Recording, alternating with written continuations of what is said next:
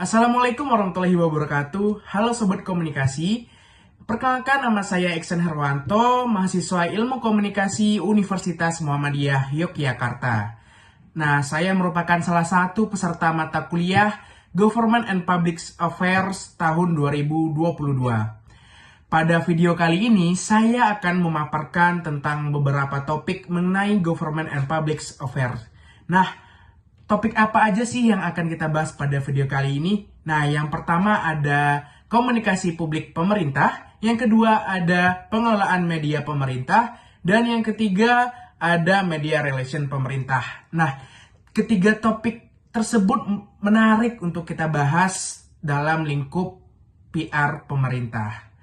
So, buat kamu, langsung aja simak video berikut. Let's get started. Nah, yang pertama yaitu komunikasi publik pemerintah. Komunikasi publik pemerintah adalah salah satu bentuk komunikasi pemerintah melalui kementerian atau lembaga terkait untuk menyampaikan seluruh kebijakan, informasi, dan program pemerintah kepada publik secara efektif dan efisien.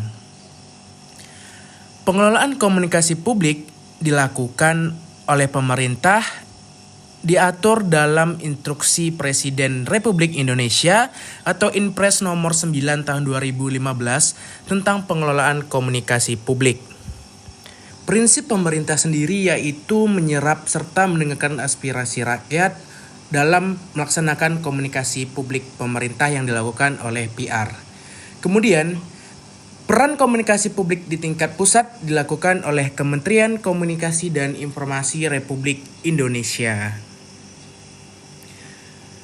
Ada dua tujuan dari komunikasi publik pemerintah yang dilakukan oleh PR, yaitu yang pertama menyerap aspirasi publik, dan yang kedua ada mempercepat penyampaian informasi tentang kebijakan dan program pemerintah. Peran dalam komunikasi publik pemerintah ini ada beberapa poin, yaitu yang pertama menyampaikan informasi melalui berbagai saluran komunikasi kepada masyarakat secara tepat, cepat, objektif, berkualitas baik, berwawasan nasional, dan mudah dimengerti terkait dengan kebijakan ataupun program pemerintah. Yang kedua, menyebarluaskan kepada publik narasi tunggal dan data pendukung lainnya tentang kebijakan dan program pemerintah. Dan yang ketiga ada menyampaikan setiap kebijakan dan program pemerintah secara lintas sektoral ataupun lintas daerah kepada publik secara cepat, tepat, dan efisien. Dalam melaksanakan komunikasi publik pemerintah, ada beberapa problem ataupun masalah, terutama di dalam masa pandemi COVID atau di masa krisis pada beberapa waktu yang lalu. Nah, problem yang sering dialami oleh PR dalam mengelola komunikasi publik pemerintah yaitu yang pertama yaitu carut marut komunikasi publik pemerintah di tengah masa krisis ya yang baru kita lalui, yaitu masa krisis COVID pandemi 19. Yang kedua ada kegagalan masyarakat menangkap isu yang akurat, dan juga yang ketiga terhambatnya implementasi kebijakan akibat kelemahan komunikasi publik. Dan yang keempat yaitu tidak adanya kanal tunggal informasi publik atau istilahnya main media atau media utama dari pemerintah untuk menyampaikan segala informasi melalui media. Nah, yang kedua kita akan membahas topik mengenai pengelolaan media pemerintah oleh seorang PR. Nah, apa sih pengelolaan media pemerintah dan mengapa begitu pentingnya untuk kita atau seorang PR lakukan? Yang pertama yaitu pengelolaan media pemerintah merupakan tuntutan untuk memberikan pelayanan publik yang terbaik dengan memanfaatkan teknologi. Yang kedua yaitu Electronic Public Relation atau EPR adalah inisiatif public relation yang menggunakan media internet sebagai sarana publisitasnya dalam menyebarkan informasi ataupun suatu kebijakan pemerintah. Pada tahun 2018, Kementerian Komunikasi dan Informasi menyatakan bahwa untuk seluruh lembaga pemerintah, baik tingkat pusat ataupun pada tahun 2018, Kementerian Komunikasi dan Informasi menyatakan bahwa untuk seluruh lembaga pemerintah, baik tingkat pusat ataupun daerah, memaksimalkan penggunaan media sosial dalam melaksanakan komunikasi publik yang dilakukan oleh PR pemerintah. Nah, dalam pengelolaan media pemerintah ada 3 bentuk diseminasi informasi. Nah, yang pertama yaitu ada above the line. Nah, above the line di sini dimaksudkan adalah diseminasi melalui media mainstream seperti radio, TV, dan media cetak.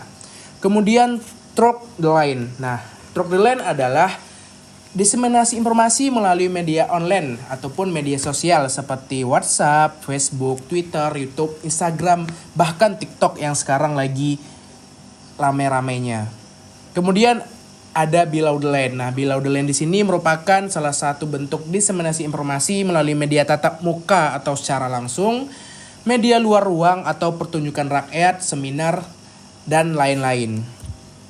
Kemudian, mengapa begitu penting media sosial untuk pengelolaan media oleh PR pemerintah? Nah, media sosial dapat menjangkau publik yang sangat luas sehingga diperlukan pemahaman dalam penyebaran informasi dan cara berkomunikasi lintas budaya.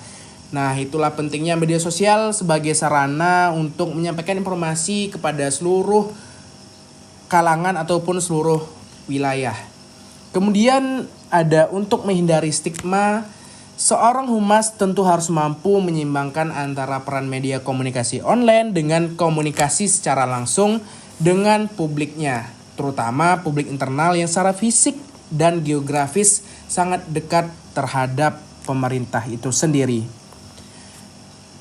Dengan adanya pengelolaan media atau cyber public relation, pemerintah dapat membuat yaitu komunikasi yang konstan, komunikasi yang lebih efektif dan efisien, respon yang cepat dan interaktif antar pemerintah dan publiknya atau dua arah. Oke, kita masuk ke topik media relation. Nah, media relation adalah hubungan dengan media komunikasi untuk melakukan publisitas atau merespon kepentingan-kepentingan media terhadap organisasi ataupun perusahaan. Dengan adanya media relation tersebut, sebagai seorang public relation, pemerintah harus bisa menjaga hubungan baik dengan media dan juga bisa mendapatkan kepercayaan dari mereka agar media tetap bisa loyal kepada kita. Kemudian kegiatan media relation yang dilakukan oleh PR ada beberapa kegiatan, yaitu seperti press conference, press tour, press reception, press briefing, press statement, press interview, dan yang terakhir ada press gathering. Nah, dalam media relation, seorang PR memiliki beberapa prinsip, yaitu yang pertama simbiosis mutualisme atau saling membutuhkan dan saling menguntungkan. Kemudian government PR atau PR pemerintah butuh ruang publikasi dan media massa butuh konten atau isi pemberitaan medianya. Kemudian tugas PR dalam media relation itu ada beberapa, yaitu yang pertama berinteraksi dengan para jurnalis untuk membangun hubungan yang bersifat jangka panjang atau sustainable. Kemudian mengelola kontak dengan jurnalis di saat genting. Nah, ini adalah salah satu hal penting yang harus dilakukan oleh seorang PR dalam menjaga media relation.